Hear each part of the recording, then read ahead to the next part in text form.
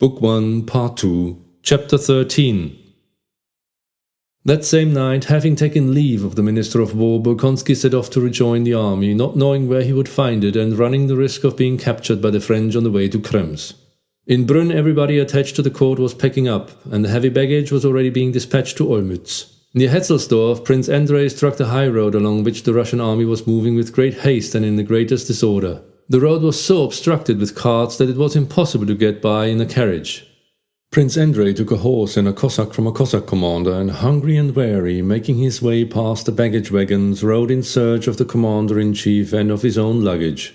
Very sinister reports of the position of the army reached him as he went along, and the appearance of the troops in their disorderly flight confirmed these rumors.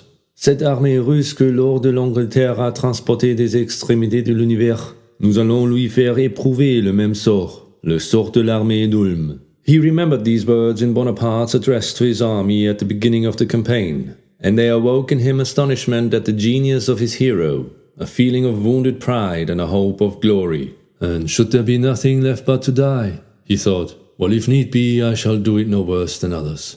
He looked with disdain at the endless confused mass of detachments, carts, guns, artillery, and again baggage wagons and vehicles of all kinds, overtaking one another and blocking the muddy road, 3 and sometimes 4 abreast. From all sides, behind and before, as far as ear could reach, there was the rattle of wheels, the creaking of carts and gun carriages, the tramp of horses, the crack of whips, shouts, the urging of horses, and the swearing of soldiers, orderlies and officers. All along the sides of the road, fallen horses were to be seen, some flayed, some not, and broken down carts beside which solitary soldiers sat waiting for something, and again soldiers straggling from their companies, crowds of whom set off to the neighbouring villages, or returned from them dragging sheep, fowls, hay, and bulging sacks. At each ascent or descent of the road, the crowds were yet denser, and the din of shouting more incessant. Soldiers floundering knee-deep in mud pushed the guns and wagons themselves. Whips cracked, hoofs slipped, traces broke, and lungs were strained with shouting.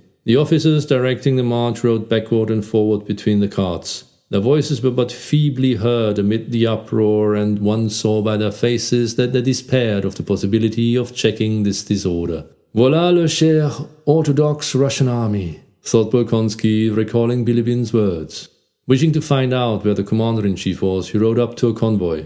Directly opposite to him came a strange one-horse vehicle, evidently rigged up by soldiers out of any available materials and looking like something between a cart, a cabriolet and a calèche. A soldier was driving, and a woman, enveloped in shawls, sat behind the apron under the leather hood of the vehicle. Prince Andrei rode up and was just putting his question to a soldier when his attention was diverted by the desperate shrieks of the woman in the vehicle. An officer in charge of transport was beating the soldier who was driving the woman's vehicle for trying to get ahead of others. Then the strokes of his whip fell on the apron of the equipage. The woman screamed piercingly. Seeing Prince Andrei, she leaned out from behind the apron and, waving her thin arms from under the woolen shawl, cried, Mr. Adjutant! Mr. Adjutant! For heaven's sake! Protect me! What will become of us? I am the wife of the doctor of the 7th Chasseurs. They won't let us pass. We are left behind and have lost our people. I'll flatten you into a pancake, shouted the angry officer to the soldier.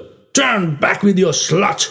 Mr. Etikon, help me! What does it all mean? Screamed the doctor's wife. Kindly let this cart pass. Don't you see it's a woman? Said Prince Andrei, riding up to the officer. The officer glanced at him and without replying turned again to the soldier. I'll teach you to push on. Back! Let them pass, I tell you, repeated Prince Andrei, compressing his lips. And who are you? Cried the officer, turning on him with drunken frenzy. Who are you? Are you in command here, eh?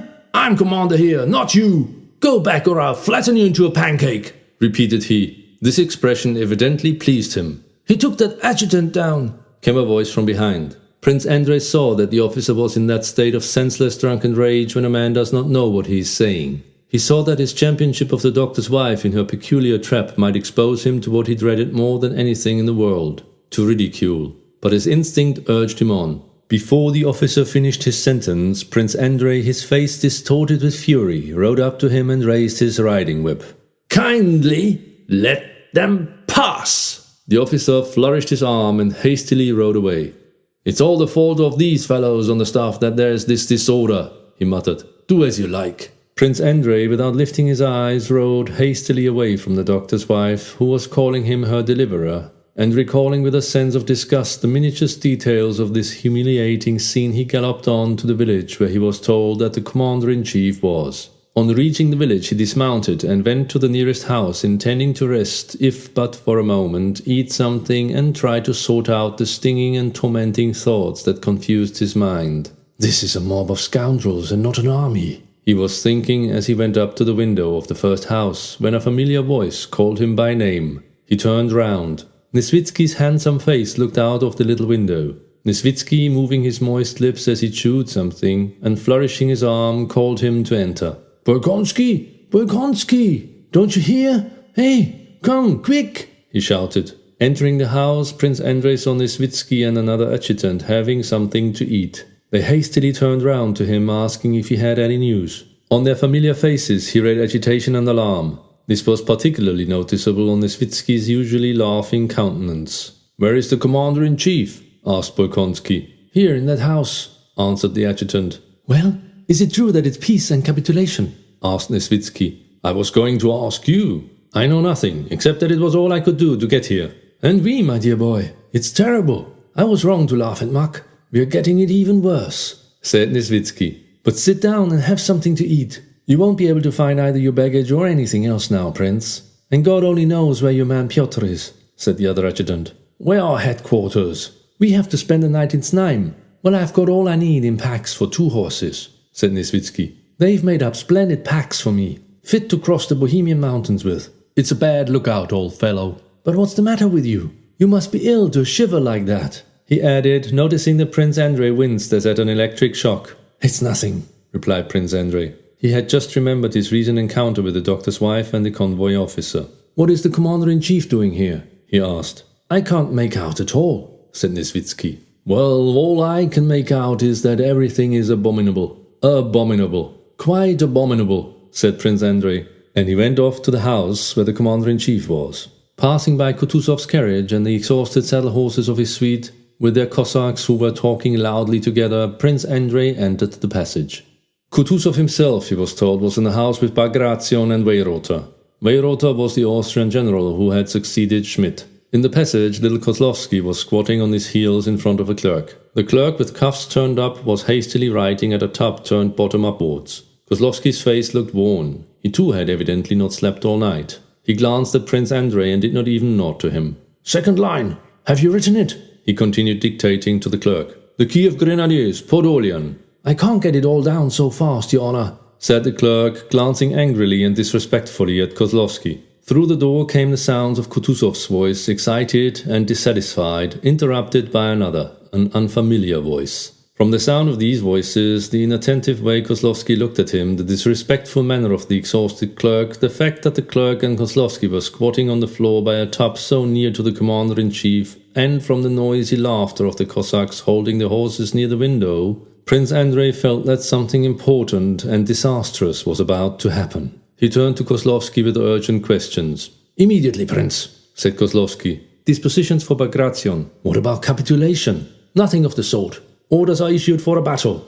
Prince Andrei moved towards the door from whence voices were heard. Just as he was going to open it, the sound ceased. The door opened and Kutuzov, with his eagle nose and puffy face, appeared in the doorway. Prince Andrei stood right in front of Kutuzov, but the expression of the commander-in-chief's one sound eye showed him to be so preoccupied with thoughts and anxieties as to be oblivious of his presence. He looked straight at his adjutant's face without recognizing him. "Well, have you finished?" said he to Kozlovsky. "One moment, Your Excellency." Bagration, a gaunt middle-aged man of medium height with a firm, impassive face of Oriental type, came out after the commander-in-chief. "I have the honor to present myself," repeated Prince Andrei rather loudly, handing Kutuzov an envelope. "From Vienna? Very good. Later.